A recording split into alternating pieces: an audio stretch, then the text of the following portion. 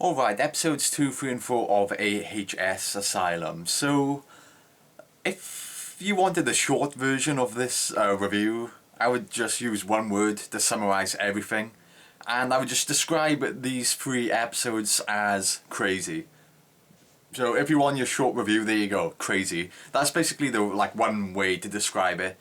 I mean, we're only 4 episodes in so far, but already we've got Nazis, aliens, zombie mutants, human experiments, pinheads, the devil himself, possession, murder, and bloody face as well, which is badass, the serial killer. So we're only 4 episodes in, like I just said, and we've got all these crazy things, like, just in these 4 episodes alone. So I'm kind of wondering how on earth, what on earth is going to pop up in later episodes. I'm starting to think maybe they've used all of their bullets, like, already, let's say, and these are the only things which will be, like, running throughout the series, the only creatures and events, maybe. But I would be okay with that. But it just makes me, I'm just, like, wondering right now, what on earth could be coming up in the future, if there is anything else new coming up in the future. I mean, there's a lot of crazy stuff going on at the moment, let's just say that. And, like, we're only 4 episodes in, like I said, so it's pretty crazy. So let's start off with talking about the second one. So one thing I really liked about the first series, which was established pretty early on, was that it got the idea into your head that at any time anyone could die. Whether or not they were a main character or a side character, basically anyone could die. Because they were killing people off left, right and centre in like every episode. Like regardless if they were a main character or not, left, right and centre, every episode someone was getting killed. And of course it's a lot more exciting if you're watching a TV show which is prepared to kill off main characters or side characters, because obviously it makes it a lot more interesting, a lot more suspenseful and exciting, because obviously you don't know which character's going to die next, as opposed to most TV shows where they play it safe and they don't kill off any main characters until maybe the end of the season, as opposed to this TV show where there's a chance they will kill off the main character within the first few episodes. So with the second season, they kind of they have established this already, or at least from judging from the second episode, because in the start of the second episode, before the title sequence even comes up, they kill off a big character. This character isn't the biggest character in the show or anything, but this character is pretty important. I mean, we're only 2 episodes in, but this one character has had quite a big impact on the story, let's say. Like, a big plot line would not have happened if it weren't for this character. And this character has been killed off before the title sequence even plays out. So, I was really shocked when they killed off this character. So basically, people are dying in the show, and we're only 2 episodes in. So, I guess what I'm trying to say is that, judging from what happens in the second season, they are still not afraid to kill off characters whenever they want. Because of course the anthology format allows them to kill off anyone they want at any time, because they are just going to hit the reset button and unleash a whole new set of characters every season. So this kind of gives them more freedom and allows them to kill off characters whenever they feel like, regardless of how important they are to the story. So from what I can tell from the second episode, they are prepared to kill off any character they feel like, regardless of how important they are. So I'm just going to say that, it's exciting. Like, from what happens in the second episode, it's it makes the rest of the series exciting, because they kind of get that idea into your head that they are prepared to kill off anyone at any time. So that's one good thing about the second episode. And also, the opening sequence was pretty cool. You get to see Bloodyface in 1964, and like, he's cool anyway. Like, you got to see him in present time, of course. Now you're getting to see a bit of him in the past, in 1964. And Bloodyface is cool anyway, so anything with him is fun. Like, I love the makeup and everything on the guy. Whoever did the special effects does a good job. Also, the opening sequence was pretty cool as well, and like the way it was set up. I mean, they have a song playing in the background, like on a record player or something like that, and like, the lyrics to the song and everything matches up to the scene. You know what I'm talking about if you've seen it, but it's a good scene. Like, it's got some good suspense to it, I would say. So the main bulk of the second episode is basically an exorcism. One of the patients, a new patient, is brought into the asylum and he's possessed. So the main bulk of the episode is basically him, the exorcism. So as far as I could tell, the exorcism scene was well done enough, I suppose. I mean, to be honest, like, I like movies, of course. Like, I'm a huge movie nerd and whatnot, but I'm mostly into horror films, but I haven't seen much possession movies, to be honest. Like, when I say I haven't seen much, I've only seen like 10, if that. So I don't really have much films, like other exorcism scenes to compare it to. But from what I could tell, the exorcism scene in this episode was decent enough. I mean, this is a TV show anyway, so you don't really expect much because obviously the budget is a lot smaller.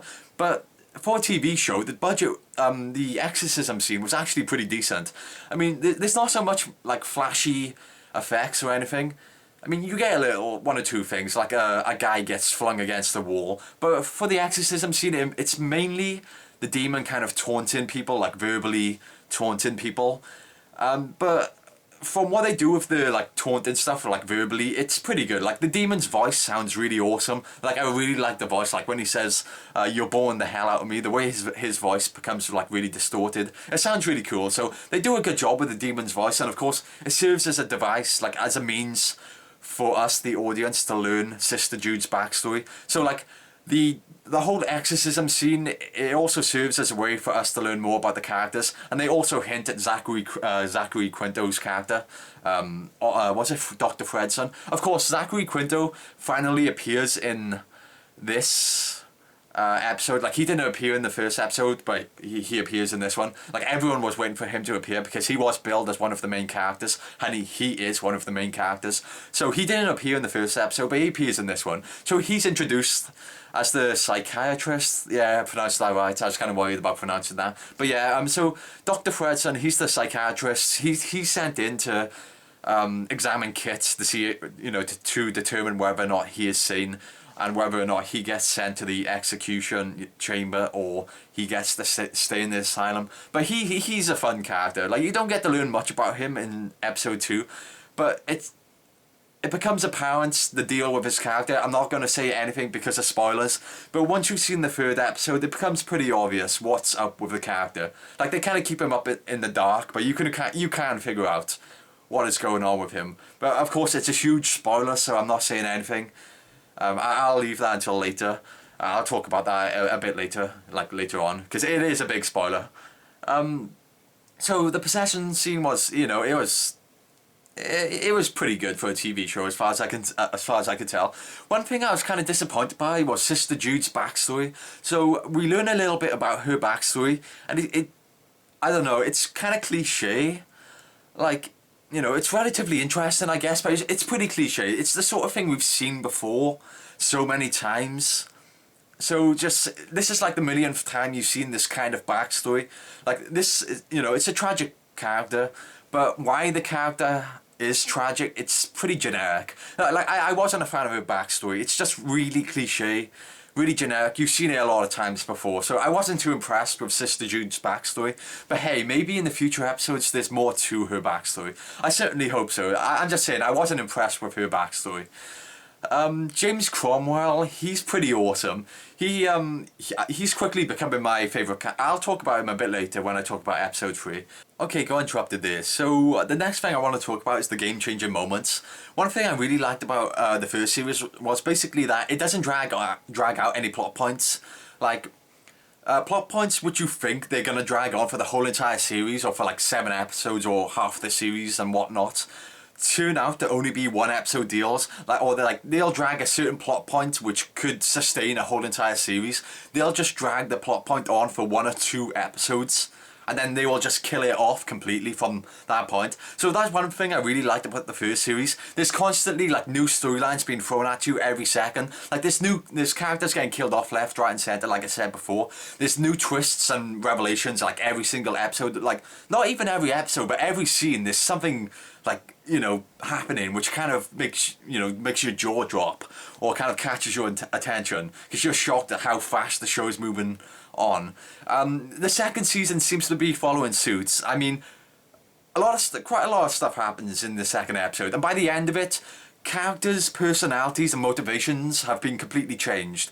When I say that literally. Like, I can't say how because it's a spoiler, but take my word for it when I say certain characters, like what you've learned about certain characters, throw your knowledge right out the window because their motivations and personalities have been completely changed literally. Like, I can't explain how. If you've seen the episode, you know how their whole entire like motivations and personalities have been changed. Well, that's one thing, you know, which I really liked about episode 2. It was how fast everything's moving on. Like, and the third and fourth episodes, they both continued this, you know, fast-paced. Some people dislike it because they feel as if it moves. Some people just don't like how fast it moves because they kind of have trouble taking in all the information, I guess, because it moves along so quickly. So by the time the episode ends, it's kind of difficult for you to remember who the hell died in the episode because so many people just died, and like, you know, who's where now because there were so many twists and revelations and so much stuff happened. But I'm okay with that. Like, I end up watching every episode like 5 times over and over again anyway, so I know every episode like the back of my hand by the end of it. But yeah, that's one thing I really like about not just episode 2, but this carries on to episode 3 and 4 as well, because we have a lot of stuff happening in every episode basically. Okay, let's move on to episode 3 now. After episode 3, Dr. Arden is easily my favourite character in the whole entire show. In the first series, my favourite character was Larry, the guy with the burned face. Like, he was awesome. I love Dennis O'Hare. I'm not sure if I pronounced that right, but he was great. He played Larry. He was like my favourite character. And so I think I found my replacement, Dr. Arden. He's just awesome. Like, I really like him. Like, James Cromwell plays him. He does a great job as well. Like, any scene with him arguing and having a bitch fest with Jessica Lange is hilarious. And like, James Cromwell like, himself is hilarious. Like, his catchphrase and everything is great. Like, I thought it was really funny when he was torturing Kit as well, because of course we revisit the spider chip which he pulled out of Kit when he cut him open in the first episode. And like, I thought it was funny how he was torturing Kit, and he's like, tell me, you know, because he thinks that Kit is a spy, and the spider chip is some sort of technology the Jews sent into the asylum to spy on him. And of course, little does he know, actual aliens have put in this technology. So I just thought it was hilarious how he thought the alien technology was you know, some Jew technology that they sent in to spy on him. I thought that was kind of funny. And of course, he's torturing Kit, and Kit doesn't have a clue what the hell's going on. I thought that was really funny. That was great. I would say the third episode is easily the third episode of season 2 is easily the craziest episode in the whole entire show, and that's saying a lot. I mean, the first series, you know, some of the episodes in the first series were pretty nuts, I would say, like the Halloween episodes. They were pretty crazy. Like, there was a lot of stuff going on. Like, it was kind of difficult to keep track of everything. But the third episode is kind of, I think it's kind of reached its peak in terms of how crazy the show can be. I mean, you have, I can't give spoilers, but take my word for it, there's a lot of stuff in episode 3. Like, you know, like I said before, you got Nazis, zombie mutants, bloody face, an alien, human experiments, torture, etc., etc. It's pretty nuts, I would say. Like, listen, I can't give spoilers. Like, I would love to describe just certain scenes, but spoilers. Oh, by the way, that statue, because I think the Virgin Mary statue is going to come alive. I swear to God, I was so sure it was going to come alive in this episode, because drunken Jessica Lange, she's kind of stumbling around the asylum searching for the Mexican, and when she says who's there, all of a sudden we immediately seamlessly cut to the statue, like a close-up of the statue's face, and like as the lightning is like flashing, so you know, we illuminate the statue's face as the lightning strikes. The camera is it's a close-up of the statue's face, and it's kind of like revolving and rotating around the statue, like really awkwardly for like a really awkward long period of time. Like, it's kind of rotating around the statue's face for like 10 seconds straight, and I was like, I swear to God, the statue's gonna come alive. Like, I was so sure the statue was gonna stop moving or something. Like, I was pretty suspicious of the statue from the start, ever since the opening title sequence. Like, I was thinking it was gonna be like a weeping angel or a 173 kind of deal. You know, the statue that only moves when no one's looking. I was so sure the statue was gonna stop moving when we held on it for like 20 seconds straight, and then it turned out to just, no, it didn't move at all. I'm pretty sure they were just teasing us there. Like, I'm pretty sure they're trying to implant that idea into our head that the statue's alive. And they were successful in that, if that was their intentions. But of course, if you've seen the episode, you know what happens to the statue. Thus, you know the statue isn't alive.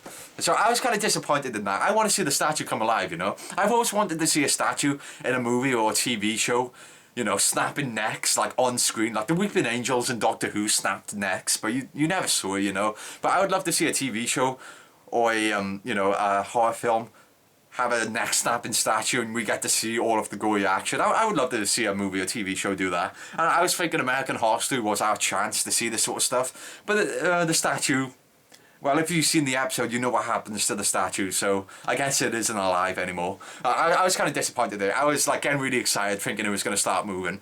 And by the way, so going back to how crazy the episode is, the opening sequence alone is filled with so many what the hell is going on moments. You have like 20 moments in the, like, I'm not exaggerating, oh, okay, I am exaggerating. There's like 5 moments literally where my jaw dropped in the opening sequence alone, because not only do several main characters get killed in the opening scene alone, the scene continues on to, well, I can't say what because of spoilers, but just take my word for it. The opening sequence has a lot of shocking moments. Like, not only do several main characters get killed off in the opening title, before the title sequence even comes up, not only do several main characters get killed before the, you know, in the opening scene alone, there's also a bunch of different revelations in the opening scene. Like every 5 seconds, like in the span of 30 seconds, there's 5 different shocks, and I am not exaggerating. Like literally, I was like, what? Like every 5 seconds, and I'm not exaggerating. Like it blew my mind when I was just sitting there watching it. I was like, what? Like I really couldn't believe what the hell I was watching. There's so much crazy stuff happening in the opening. You really gotta see it to believe it. Like I would love to specify the specific moments, but for spoilers' sake, I really can't. Let's just say the bloody face mystery, the like how complex the bloody face mystery is amped up to 11 because of what happens in the opening scene. I'll just leave it at that. Like even saying that alone is enough of a spoiler, so I'm just going to leave it at that.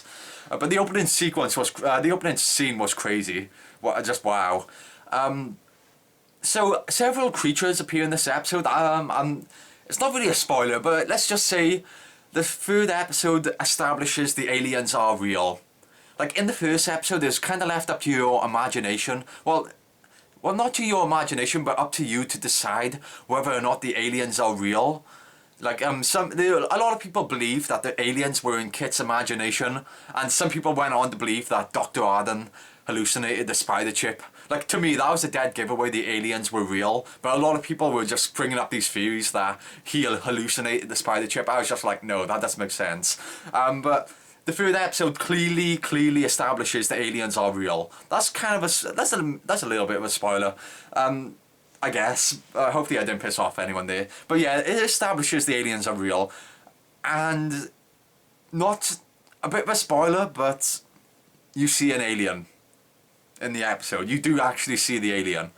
Or aliens. But I'm going to say the special effects was okay. Like, you only saw the alien very briefly, but it was a cool design. Like, it's not a design you usually see for aliens. So, like, American Horror Story gets a few props for somewhat not going for the stereotypical design of an alien, if you know what I mean. Like, the design of the alien is unique enough, you know. They're not really copying anything, as far as I can tell. Like, so the design of the alien is unique enough. And the special effects were decent enough on it, although we only saw it for like a brief moment.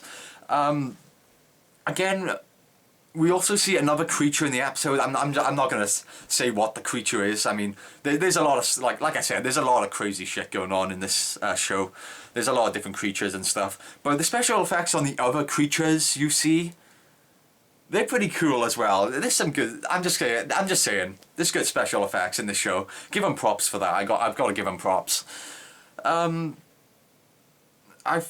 think I've come to the end about episode 3. So I'm just gonna say one more thing. The ending was pretty dark.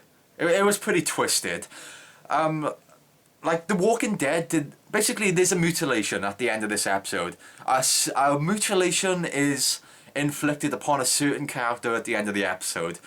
And The Walking Dead did the same mutilation. Not, you know, pretty recently. The Walking Dead did the same mutilation.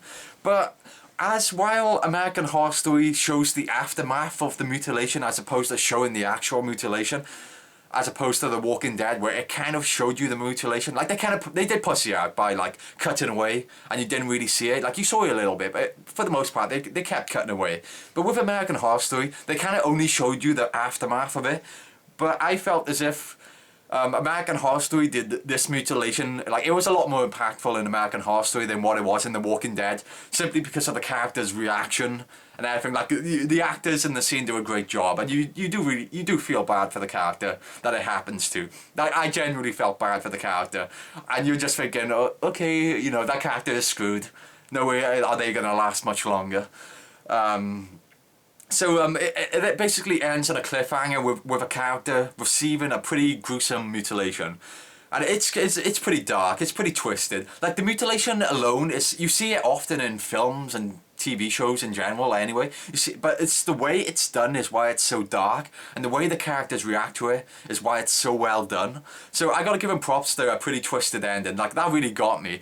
Like when the mutilation was revealed, it did make my eyes kind of widen when I saw it. I was like, oh wow, okay, you know. And when the episode ended, of course, I was really pissed off because I wanted to know what happened next. So the episode did a great job of making me want to see what happened next. Because it was a great cliffhanger. So like as soon as we cut the blacks and the ending credits came up, I was like, you know, damn, I want to see, you know, I wanted to see what happened next. So I was really like pissed off when it ended. So that's a good sign. You know the show's doing well if you get pissed off when the episode ends, because you want to know what happens next. So the show's doing a good job. It's got your attention, you know. So I'm going to talk about the 4th episode now. So just when you thought the show couldn't go even, like the mutilation at the end of season 3 was pretty twisted. And, you know, they've done school shootings, teen suicides, they've done rape, they've done, you know, mentally disabled people getting killed, they've got pregnant women getting their faces crushed with shovels, children getting burned to death, etc., etc. You know, American Horror Story, that's pretty brutal stuff. Or, you know, pretty dark, twisted things.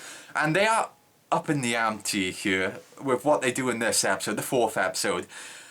Like, it's kind of difficult to say what they do. The aversion therapy scene is what I'm talking about. So if you've seen the episode, you obviously know what I'm talking about. The aversion therapy scene is pretty well done. Like the actors involved in the scene do a great job. And of course, the aversion therapy is based on a real treatment they used to do in asylums. Of course, like since this is, you know, based on asylums in the 1960s. They were going to do something like this at one point or another, you know, a treatment which they used to do. Like they did electric shock therapy in the 2nd episode. I hope they do more of these like old asylum treatments in the future episodes. Like I want to see them do the hydro bath, the hydrotherapy thing, you know, when they lock the patient in a tank and they flood it with icy cold water. I hope they do that sometime in the series, because they showed it a hydro bathtub in the promo, so I would like to see them do something like that. You know, I want to see more of these like crazy, psychotic, you know, really twisted, you know, means of curing the patients, which they used to use in the 60s for the asylums. So the aversion therapy scene is kind of like a play on an old treatment they used to do back in the 60s on patients, but it's a well done scene. Like it's not brutal in a, like, it doesn't match up to the mutilation at the end of the 3rd episode in a sense in terms of brutality or, you know, how gory it is, but it's kind of in a different way. It's kind of sexual in nature, but not like, basically a character is kind of being like sexually tortured, I would say, but not maliciously. Like they're not being tortured out of spite or out of someone's sick twisted pleasure. They're kind of being tortured sexually, kind of in a good way. Like if you've seen the episode, you know what I'm talking about. But it's like it's not done with malicious intentions. So it's not disturbing, and like it's disturbing kind of, but the context that it's done in isn't with malicious intentions. Like you really gotta see it, the scene, to know what I'm talking about. But like to quote some guy on the on the internet, it was one of my favorite comments. Some guy commented on the internet, and I thought it was kind of funny. He said something like how the hell are they getting away with this sort of stuff on TV? It's kind of a good point. Like for like American Horror Story is literally going where no TV show has ever gone before. I mean, like what they did in episode, like at the end of episode 3 was pretty twisted, and now they're moving on to a kind of a different kind of twisted for the aversion therapy scene in episode 4. So it does kind of raise the question, how the hell are they getting away with this sort of stuff on TV? Like literally no TV show in the world will ever recreate the aversion therapy scene. Like I do literally mean that. No TV show ever will be able to recreate the aversion therapy scene. Like I believe a show with the storyline of American Horror Story Asylum is literally the only storyline any human being could possibly conceive which could want a reason for having the aversion therapy scene. Like no other TV show in the world could have a reason to have that scene in there. So I feel this is the only time we'll ever see aversion therapy in a TV show. So American Horror Story is going where no TV show has ever gone before, and where no TV show will ever go ever again. And okay, so let's move on from that. So episode 4, compared to episode 3, 2, and 1, it's actually pretty slow paced. There's there's actually no action at all as far as I can remember. Like there's a little bit of action. In the final scene, there's a little bit of action, but for the most part, it's all dialogue based. There's nothing wrong with that, though. I'm not complaining. Don't get me wrong. But I'm just saying, in comparison to the first 3 episodes, it's a lot more controlled, a lot more slow paced, and it's more of a characters just talking. That's pretty much the episode. People talking to each other. But that, that's interesting. Because if you're invested into the characters and the storyline, you'll just enjoy watching it. Like if you were a guy who only wants to see like crazy monsters and stuff, you're gonna be disappointed with this episode. So like some people might be disappointed. If you loved how crazy the 3rd episode was, you may be disappointed with this one because it's nowhere near as crazy. It's a lot more slow paced and controlled, and it's more dialogue based between the characters, like them planning and stuff. But I thought it was a great episode. It's on par with episode 3. Like in my opinion, episode 3 was the best episode of Asylum. The 4th episode is on par with the 3rd episode. It's a lot less action orientated. It's more dialogue based, but it's just as effective because the characters are so well done. What can I talk about episode 4? So it's a lot more slow paced. There's 2 really good scenes, which are really memorable. Of course, I would just like to describe them and talk about specific things in the scenes that I really liked, but spoilers. Like, for example, I like the one scene Jessica Lange has with Joseph Fiennes. You know the scene I'm talking about. It's the only scene they have together in this episode. I really like that scene. And the scene between Zachary Quinto and Evan Peters. That scene was really well done as well. Actually, the scene between Anne Frank and Sister Jude, that was really well done as well. Like, it keeps cutting back. I'm just rambling on, but it has some really great scenes. And it's just, characters talking. The ending of the episode majorly pissed me off. Again, because of the cliffhanger. It's one hell of a cliffhanger. I'm just saying. It has a cliffhanger, and it's a damn good one. When it ended, I actually thought that's it. Because I thought, cause it cuts to black, so I was like, okay, commercial break. And then, nope, ending credits. I was like, what? Like, I was really shocked that it actually ended there. It felt really short. But that's a good sign because I was so time flies when you're having fun. So I felt as if it was like only 25 minutes into the episode, and then the ending credits started coming up. I was like, what the hell? So I checked the time and no, it was a normal standard 45-minute episode. So I was like really shocked when it ended. Like if time flew by, put it that way. So that's a good sign. That's a good thing I can say about it. That's really all I have to say. It felt really short, that episode. So in the next episode, Bloody Face is being unmasked. That should be fun. Yeah, I can't wait for the next episode. It's actually on tonight. As I am recording this, it is on tonight. So I was kind of like, I better get a video up of episodes 2, 3, and 4. Otherwise, I'm gonna have to put up a video of 2, 3, 4, and 5. So I'm gonna have 4 episodes in one video, which is a bit much. But yeah, that's all I have to say. So let's quickly recap. So the second one had a pretty decent exorcism scene, especially for a TV show. Sister Jude's backstory is kind of cliche and generic. You've seen it a million times before, so I was pretty unimpressed with her backstory.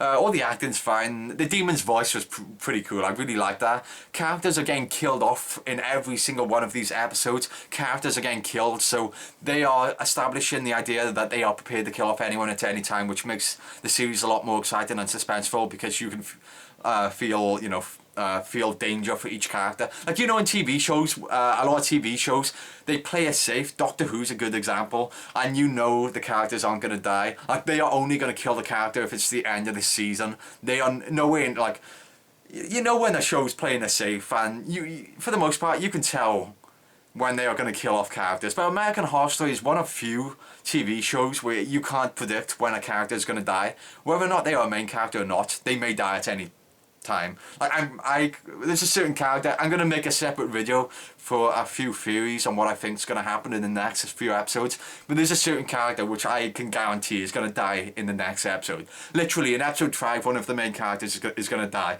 I'm going to say my theory in the next video because I'm pretty sure I'm right, and I'm pretty sure it's going to be a spoiler, so I'm not going to say it yet. I'm going to say it in a separate video. But, you know, so that's great. They're killing off characters left, right and centre, like I said before. There's game-changing moments in every single episode. There's huge moments which completely, like, evolves the storyline and the characters.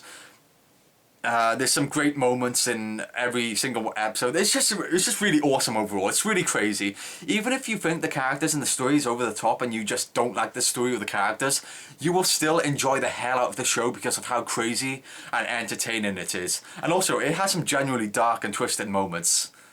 And I'm going to leave it at that. Also, the special effects are decent. I'm leaving it at that. So that's what I thought about 2, 3 and 4. That's really more me rambling. But, you know, whatever. That's what happens when you do unscripted reviews, I guess. I'm leaving it at that. So, thanks for watching. See ya on episode 5.